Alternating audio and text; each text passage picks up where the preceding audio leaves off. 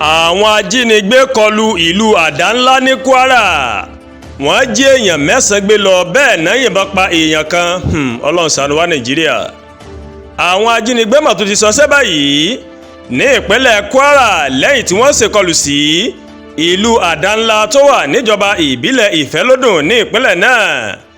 ìṣẹ̀lẹ̀ náà tó mà wáyé ní alẹ́ ọjọ́ keje ọdún Kérésìmesì ní nǹkan bí aago 7 alẹ́ mà ti kó ìpayà ó ti kó bá àwọn èèyàn ìlú náà báyìí.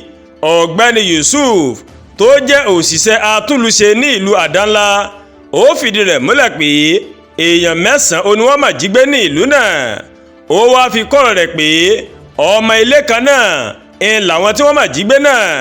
Yusuf ṣàlàyé pé àwọn tó wá sọdún Kérésìmesì ní ìlú Àdánlá ń làwọn èèyàn ọ̀hún. aráàlú Àdánlá ó mà tó ti sọ pé mọ̀lẹ́bí òun ó wà lára àwọn tí wọ́n mà jí gbé náà. ohun tí a gbọ́ ni pé àwọn ọlọ́pàá àtàwọn elétò ààbò mìíràn wọ́n ti dé sí ìlú náà báyìí.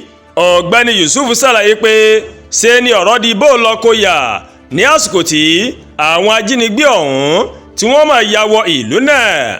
ó ní àwọn èèyàn wọ́n máa ń ṣe fàájì ọdún Kérésìmesì lọ́wọ́ mà ní lásìkò tí ìkọlù náà tó fi wáyé o. Yusuf sọ wípé inú ìdààmú ní òun àtàwọn aráàlú náà ń làwọn wà báyìí lẹ́yìn ìṣẹ̀lẹ̀ náà. nínú ọ̀rọ̀ tiẹ̀ ọ̀gbẹ́ni Àjàyí tí òun náà jẹ́ ọmọ bíbí ìlú Àdánlá ó mà sọ wípé inú igbó ló mà sá lọ ní alẹ́ ọjọ́ náà lásìkò tí àwọn agbébọn náà tí wọ́n ṣàdédé da ìbọn bolẹ̀. Àjàyí ṣàlàyé pé ẹni tí ìbọn bá wọ́n ti gbé lọ sí ilé ìwòsàn fún ìtọ́jú àmọ́ ó tún fìdí rẹ̀ múlẹ̀ pé àwọn ajínigbé ọ̀hún wọ́n yìnbọn pa ẹnìkan. àwọn oníròyìn wọ́n kàn sí alukoro iléeṣẹ́ ọlọ́pàá ìpínlẹ̀ Kwara arábìnrin Èjìrẹ́tún Adéyẹmí lórí ìṣẹ̀lẹ̀ náà ṣùgbọ́n kò tí ì fèsì títí tí wọ́n fi kóròyìn yìí jọ táwa fi ń kà sí létí. Àdúràgbà Olúwatóyìn ló ń kàròyìn sí létí o láti kàn ní Ẹ̀yà Yorùbá World TV. bẹ́ẹ̀ ṣe ń wò wá ẹ máa bá wa like ẹ máa share ẹ dẹ̀ máa comment ẹ má tún gbàgbé láti bá wa subscribe sórí YouTube channel wa kẹ́ wá bá wa tẹ notification bell láti lè máa wo ètò wa lọ́kọ̀ọ́jọ̀kan tó bá ti gorí ìkànnì yìí.